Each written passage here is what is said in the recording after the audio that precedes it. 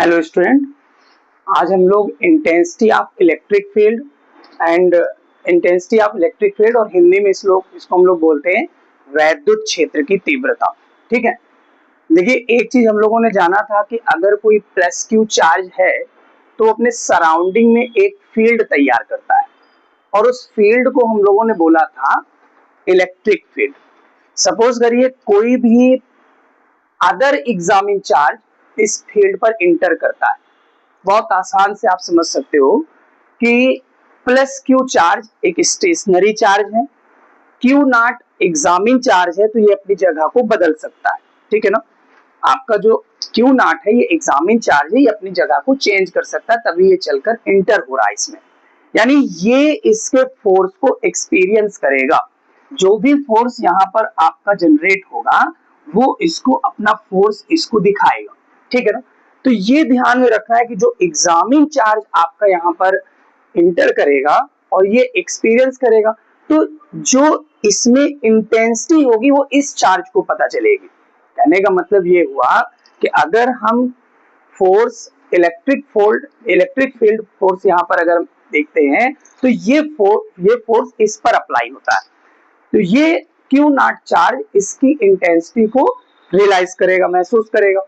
तो इन दोनों के रेशियो से जो यहाँ पर आपकी वैल्यू आती है वो इंटेंसिटी ऑफ इलेक्ट्रिक फील्ड को बताती है। यानी कहने का मतलब ये हुआ कि अगर हम यहाँ पर E is equal to F upon Q naught लिख दे तो ये इंटेंसिटी ऑफ इलेक्ट्रिक फील्ड हो जाएगी। इसको आप लोग लैंग्वेज में the ratio of electric field force and examining charge is called intensity of electric field. तो हिंदी में भी बोल सकते हैं आप लोग कि जो आपका वैद्युत क्षेत्र पर लगने वाला बल है और जो आपका परीक्षण आवेश है उन दोनों के अनुपात को हम लोग क्या बोलते हैं, वैद्युत क्षेत्र की तीव्रता कहते हैं।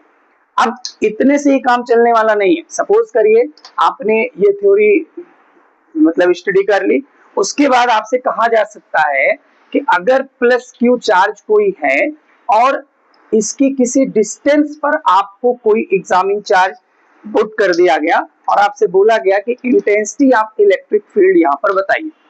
सपोज करिए प्लस क्यू चार्ज है और इस डिस्टेंस पर, या ये डिस्टेंस आपकी सपोज करिए स्मॉल आर है, यहाँ पर आपसे इंटेंसिटी ऑफ इलेक्ट्रिक फील्ड अगर कहा जाए तो आप कैसे इसको फाइंड करेंगे। तो इसका एक फार्मूला होता है, उस फार्मूले की हेल्प से ही हम लोग इसको सॉल्व कर पाते हैं। E is equal to 1/4 pi epsilon naught, के भी लगा सकते हो आप, Q अपॉन में R स्क्वायर। इसके लिए हम लोग बोलते हैं किसी बिंदु आवेश के कारण वैद्युत क्षेत्र की तीव्रता। हिंदी में बोलेंगे किसी बिंदु आवेश के कारण वैद्युत क्षेत्र की तीव्रता। इंग्लिश में इसको इस तरीके से बोल सकते हैं intensity of electric field due to a point charge.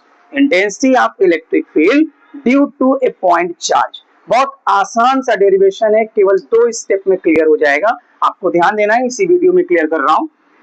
E is equal to F upon Q naught हम सबने जाना, ये इक्वेशन फर्स्ट बना दीजिए और जो कूलम्ब्स लॉ होता है उसको इनके बीच अप्लाई कर दीजिए। तो जैसे ही अप्लाई करोगे तो फार्मूला आएगा 1/4 पाई एप्सिलॉन नॉट के क्यू नॉट अपॉन में आर स्क्वायर। इस वैल्यू को बस इसमें रिप्लेस कर दीजिए। एफ की वैल्यू आपको इक्वेशन फर्स्ट में रिप्लेस करना है। जैसे ही रिप्लेस करोगे तो आपके सामने 1/4 पाई एप्सिलॉन नॉट के क्यू नॉट अपॉन में आर स्क्वायर अपॉन में आ जाएगा आपका क्यू नॉट कैंसिल हो जाएगा।